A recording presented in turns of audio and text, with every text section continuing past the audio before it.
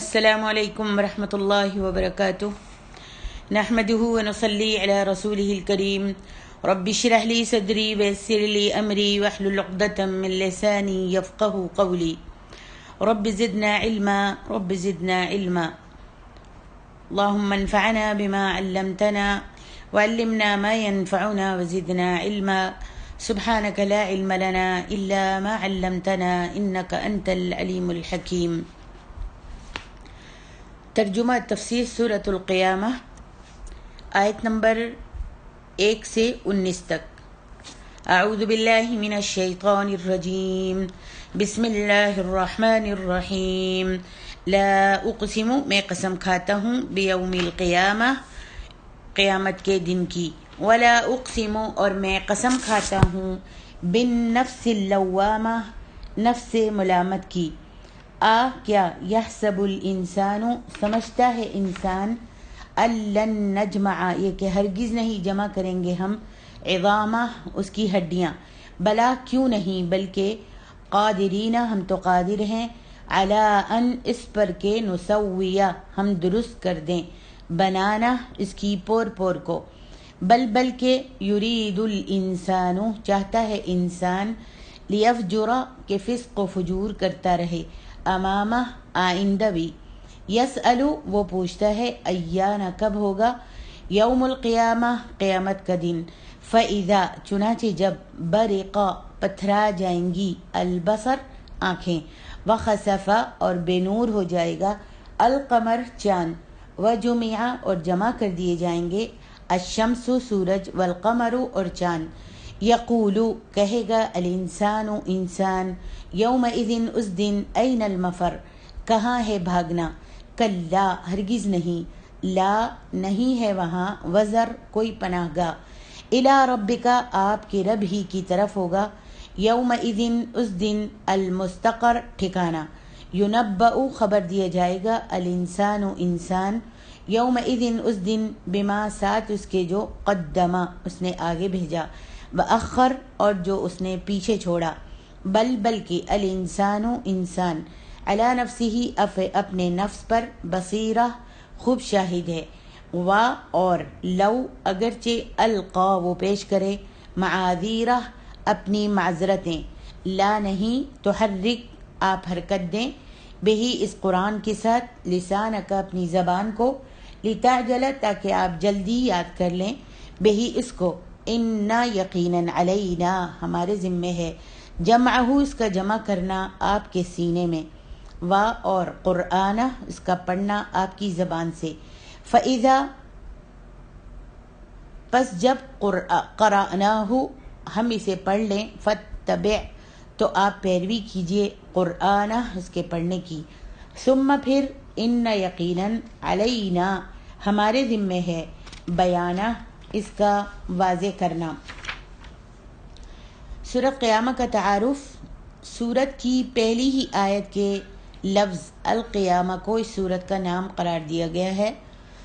اس سورت میں قیامت کے قائم ہونے، مرنے کے بعد دوبارہ زندہ ہونے اور مضبوط اور ٹھوس دلائل کے ساتھ آخرت کے وقوع کو ثابت کیا گیا ہے۔ سورۃ القیامہ مکی ہے، اس میں 40 آیتیں، 2 رکوع،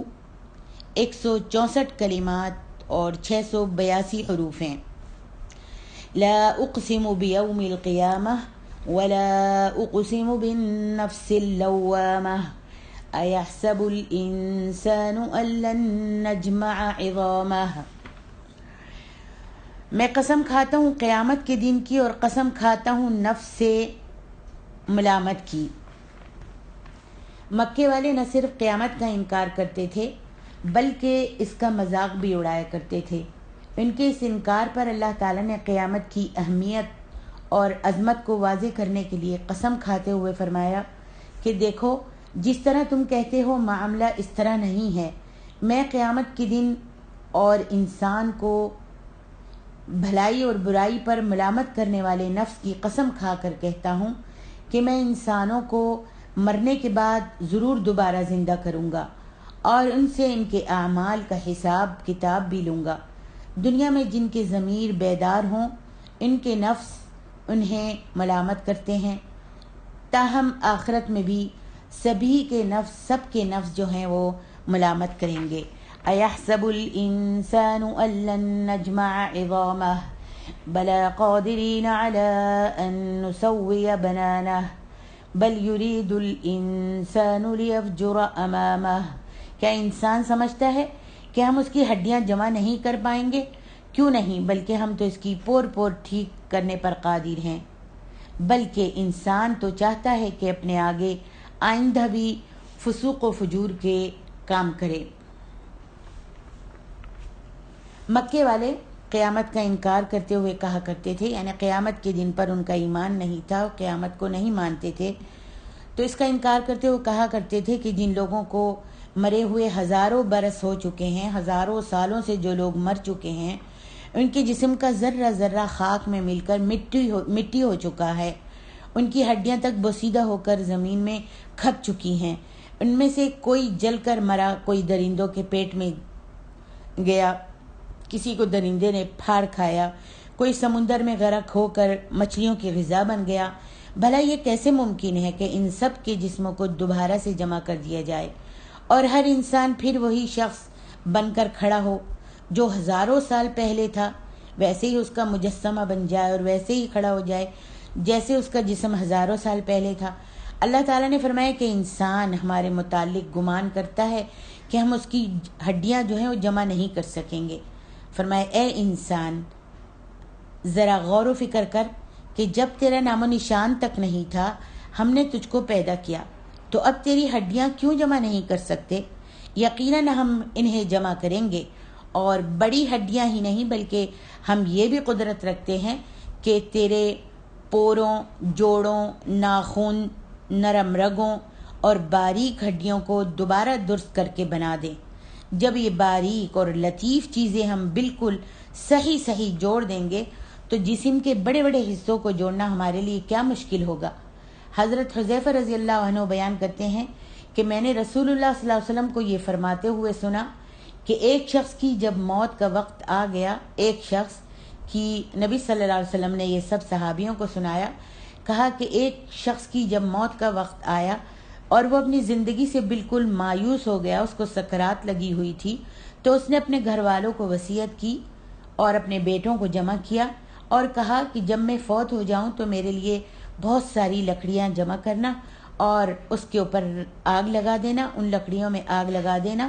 جب آگ لگا کر مجھ کو اس کے اوپر رکھ دینا، آگ میں یعنی مجھ کو جلا دینا، جب آگ میرے گوشت کو جلا چکے، جب جل جائے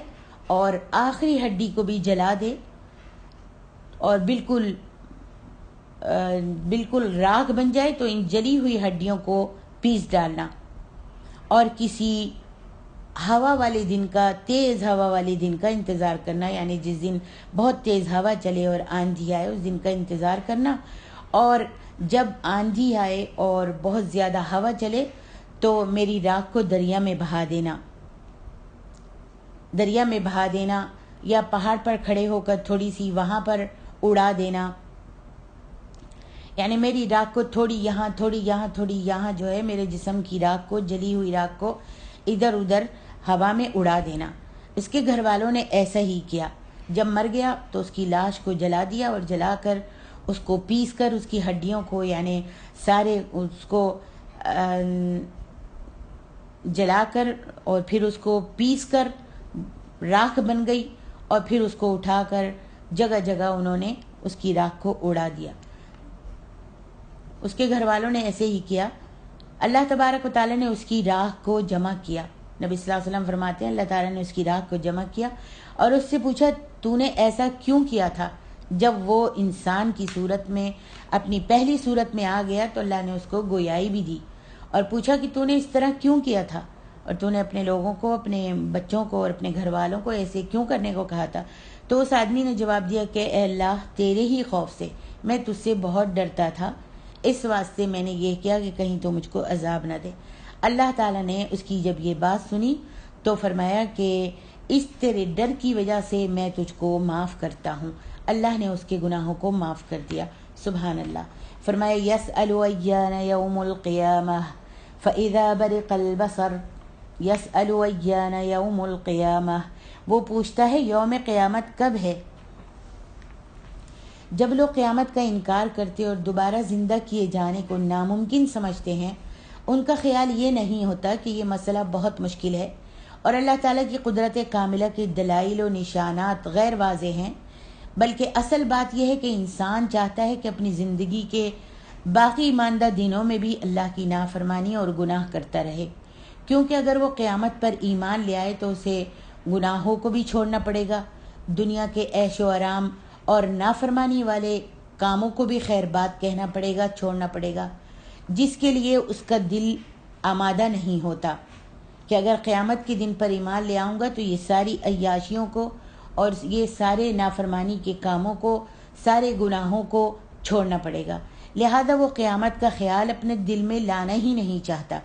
इसलिए वो क़यामत की फ़िक्र और तैयारी करने के लिए नहीं बल्कि मजाक उड़ाने और झुटलाने के लिए पूछता है कि यसअलु अय्यान यौमुल क़ियामह, कि आपकी वो क़यामत कब आएगी, कब कायम होगी। अगर वाकई आने वाली है तो साल व माह और तारीख का तयन करके बतलाइए ना कि कौन से साल, कौन से महीने, कौन से दिन, कौन से वक्त आएगी, बताइए ना। ये नबी सल्लल्लाहु अलैहि वसल्लम से मजाक करते थे और इस्तेहज़ा करते थे, यानी आपका मजाक उड़ाते थे कि जब तुम कहते हो क़यामत आएगी, क़यामत आएगी, तो बताओ कौन सा दिन, कौन सा वक्त, कौन सी घड़ी है जब क़यामत आएगी। अल्लाह ताला फरमाते हैं फ़इज़ा बरिक़ल बसर व ख़सफ़ल क़मर व जुमिअश शम्सु वल क़मर, चुनांचे जब आंखें खैरा हो जाएंगी और चाँद गहना जाएगा और सूरज और चाँद जमा कर दिए जाएंगे, यक़ूलुल इंसानु यौमइज़िन ऐनल मफ़र, इंसान उस दिन कहेगा जाए फरार, भागने की जगह कहाँ है, कहाँ है भागने की जगह। अल्लाह ताला ने क़यामत का वक्त बताने के बजाय जब उन्होंने ऐसे कहा कि बताओ कि कब आएगी, कौन सा दिन, कौन सी तारीख को आएगी, तो अल्लाह ताला ने क़यामत का वक्त बताने के बजाय उसकी चंद निशानियाँ और अलामात बयान फरमा दी कि जिस दिन फ़इज़ा बरिक़ल बसर, आँखें पथरा जाएंगी, व ख़सफ़ल क़मर व जुमिअश शम्सु वल क़मर, आँखें पथरा जाएंगी। क़यामत के दिन के अजीब व गरीब हादसात व वाक़यात को देखकर आँखें हैरत से खुली की खुली रह जाएंगी और खौफ व दहशत के मारे उनको कुछ दिखाई नहीं देगा। निज़ाम आलम जो है वो दरहम बरहम हो जाएगा। ये निज़ाम फ़लकी जिसमें चाँद सूरज से तकरीबन 9.25 करोड़ मील के फासले पर है, चाँद सूरज से तकरीबन 9.25 करोड़ मील के फासले पर है, दरहम बरहम हो जाएगा और सूरज चाँद दोनों को लपेट कर बेनूर कर दिया जाएगा। हज़रत अबू हुरैरा रज़ी अल्लाह अन्हु से रिवायत है कि नबी अलैहिस्सलातु वस्सलाम ने फरमाया अश-शम्सु वल क़मरु मुकव्वरान यौमल क़ियामह, क़यामत के दिन सूरज और चाँद लपेट कर बेनूर कर दिए जाएंगे। सहीह बुखारी। फरमाया यक़ूलुल इंसानु यौमइज़िन ऐनल मफ़र, क़यामत का इनकार करने वाला शख्स उस दिन की हौलनाकियों से खौफज़दा होकर अल्लाह ताला से या जहन्नम के अजाब से भागने के लिए जगह तलाश करेगा और बदहवास होकर कहेगा आज किधर भागूं, किधर पनाह लूं, किसके पास जाऊं। इरशाद होगा, अल्लाह ताला फरमाएगा कि आज ना भागने का मौका है और ना सवाल करने का। आज के दिन कोई ताकत तेरा बचाव नहीं कर सकती, ना तुझे पनाही दे सकती है। आज के दिन सबको अपने रब की अदालत में हाजिर होना है, जहां वो बंदों के दरमियान फैसले फरमाएगा। फरमाया युनब्बउल इंसानु यौमइज़िन बिमा क़द्दम व अख़्ख़र, युनब्बउल इंसानु यौमइज़िन बिमा क़द्दम व अख़्ख़र, बलिल इंसानु अला नफ्सिही बसीरह वलौ अलक़ा मआज़ीरह, इंसान उस दिन कहेगा जाए फरार कहाँ है, हरगिज़ नहीं, वहाँ कोई पनाह नहीं। इस दिन तेरे रब के सामने जाकर ठहरना होगा। इस दिन इंसान को बता दिया जाएगा जो उसने आगे भेजा और पीछे छोड़ा, बल्कि उस दिन इंसान खुद ही अपने नफ्स पर शाहिद होगा। क़यामत के दिन हर इंसान का अमाल नामा उसके सामने रख दिया जाएगा। جسے دیکھ کر اسے خود بخود معلوم ہو جائے گا کہ وہ دنیا میں کون سے اچھے یا برے عمل کرتا رہا اور کون سے اچھے یا برے عمل دنیا میں اپنے پیچھے چھوڑ کر آیا ہے، جن کا اچھا یا برا بدلہ مرنے کے بعد بھی اس کے نامہ اعمال میں درج ہوتا رہا۔ حضرت ابو ہریرہ رضی اللہ عنہ سے روایت ہے کہ نبی علیہ الصلوۃ والسلام نے فرمایا، اذا مات الانسان انقطع عنه عمله الا من ثلاثہ، الا من صدقۃ جاریہ او علم ينتفع به او ولد صالح يدعو له۔ جب انسان مر جاتا ہے تو اس کے عمل کا سلسلہ ختم ہو جاتا ہے سوائے ان 3 چیزوں کے۔ نمبر 1 صدقہ جاریہ، الا من صدقۃ جاریہ، صدقہ جاریہ، اور وہ علم جس سے فائدہ اٹھایا جا رہا ہو، نیک اولاد جو اس کے لیے دعا کرتی ہے۔ بل الانسان على نفسه بصیرہ ولو القى معاذیرہ، بل الانسان على نفسه بصیرہ ولو القى معاذیرہ۔ قیامت کے دن عدالت کے ضابطے صرف انسان کے تقاضے پورے کرنے کے لیے ہوں گے، ورنہ حقیقت یہی ہے کہ ہر انسان کو اپنے بارے میں خوب معلوم ہوگا کہ وہ دنیا میں اچھے کام کرتا رہا یا برے، کیونکہ اپنے آپ کو جاننے کے لیے انسان اس کا محتاج نہیں ہوتا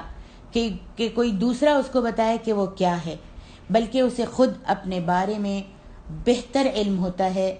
اور پھر قیامت کی سختیوں کو دیکھ کر ویسے ہی ہر ایک کو پتہ چل جائے گا کہ وہ دنیا میں کس قسم کے اعمال کرتا رہا۔ اس لیے اس دن انسان خواہ کتنے ہی عذر پیش کرے اور کتنی ہی معافیاں مانگے، ہرگز قبول نہیں کی جائیں گی، کیونکہ آخرت عمل کا گھر نہیں بلکہ حساب کتاب کا گھر ہے۔ عمل کا گھر تو دنیا ہے، دنیا دار العمل ہے، تو اس میں ہم کو چاہیے کہ جتنے ہم نیک اعمال کر سکتے ہیں کر لیں اور برے کاموں سے اجتناب کریں، اور جتنے بھی نیک اعمال ہیں، سچ بولنا ہے، نماز کی پابندی کرنی ہے، ماں باپ کے ساتھ بر کرنا ہے، نیکی کرنی ہے، ماں باپ کے حق کو سمجھنا ہے، رشتہ داروں کے حق کو سمجھنا ہے، اور جتنے بھی برے کام ہیں منکرات سے بچنا ہے اور نیکی کے کام کرنے ہیں، نیکی کا حکم کرنا ہے۔ تو ہم کو چاہیے، یہ دار العمل ہے دنیا، اس میں ہم جتنے چاہیں نیک اعمال کر لیں اور برے کاموں سے بچنے کی کوشش کریں، اس لیے کہ ہمارے دونوں کندھوں پر 2 فرشتے بیٹھے ہوئے ہیں، ایک یمین کے اوپر سیدھے دائیں کندھے پہ اور دوسرا بائیں کندھے پہ۔ اس کے ہاتھ میں بھی رجسٹر ہے، اس کے ہاتھ میں بھی رجسٹر ہے،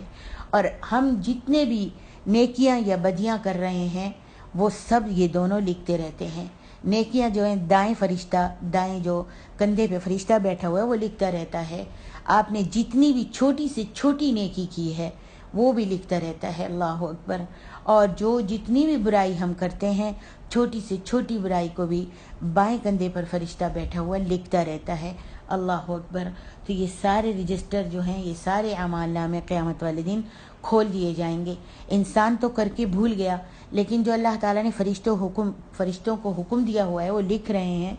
تو وہ کبھی بھی نہ بھولتے ہیں نہ چوکتے ہیں، بلکہ وہ ہمیشہ برابر لکھتے رہتے ہیں۔ ہر انسان اپنا اعمال نامہ قیامت والے دن دیکھ لے گا، اپنے رجسٹروں کو پڑھ لے گا اور سمجھ جائے گا کہ میں جنتی ہوں یا دوزخی ہوں، میرے اعمال کیسے ہیں۔ جب سمجھ جائے گا تو پھر اس وقت پچھتانے سے کوئی بھی فائدہ نہیں ہوگا۔ اگر برے اعمال ہوں گے تو پچھتائے گا، واہ ویلا کرے گا، شور مچائے گا، لیکن کوئی بھی تو اس کی مدد نہیں کرے گا، کوئی بھی طاقت اس کا بچاؤ نہیں کرے گی، اس کو نہیں بچا سکے گی۔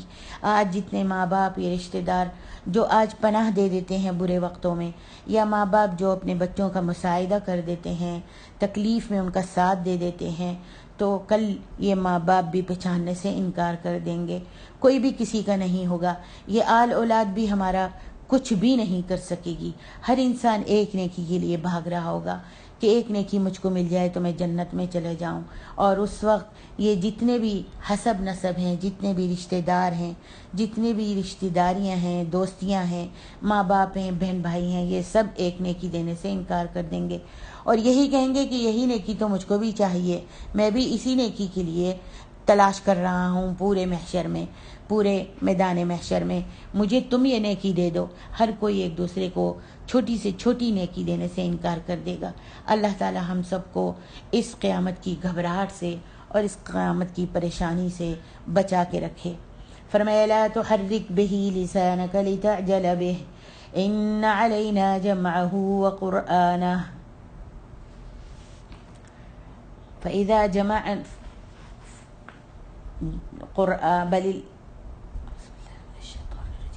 إن علينا جمعه وقرآنه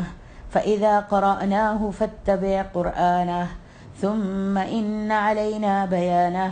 اے نبی، آپ اس قرآن کو جلدی یاد کرنے کے لیے اپنی زبان کو حرکت مت دیجیے،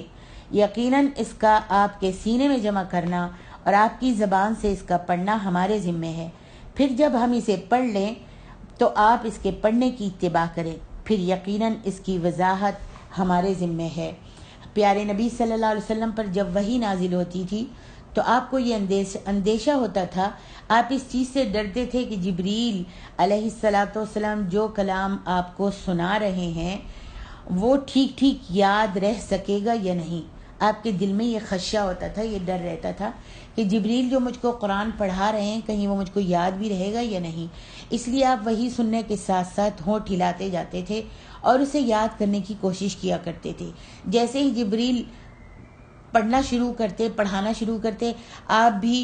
اس کی وحی جو ہے وہ فوراً کے فوراً ہونٹ ہلاتے اور اس کے ساتھ ساتھ یاد کرنے کی کوشش کرتے تھے۔ اس پر اللہ تعالیٰ نے آپ کو ہدایت فرمائی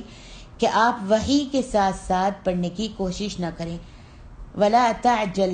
بِالْقُرْآنِ مِن قَبْلِ أَن يُقْضَى إِلَيْكَ وَحْيُهُ۔ آپ قرآن پڑھنے میں جلدی مت کریں اس سے پہلے کہ آپ کی طرف اس کی وحی پوری کی جائے۔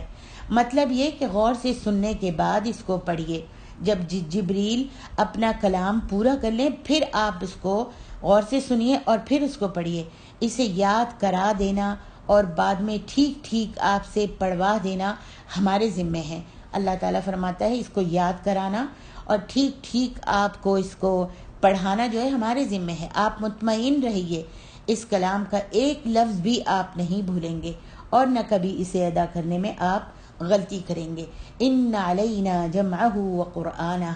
فاذا قرأناہ فاتبع قرآنہ۔ قرآن مجید کی وضاحت اور تشریح کا ذمہ بھی اللہ تعالیٰ نے خود اٹھایا ہے اور یہ وضاحت نبی علیہ السلام کے ذمے لگائی ہے جو حدیث و سنت کی صورت میں ہمارے پاس محفوظ ہے۔ مثلا قرآن مجید میں اللہ تعالیٰ نے نماز قائم کرنے کا حکم دیا تو اس کی تشریح نبی صلی اللہ علیہ وسلم کے عمل اور آپ کے فرامین کے ساتھ کر دی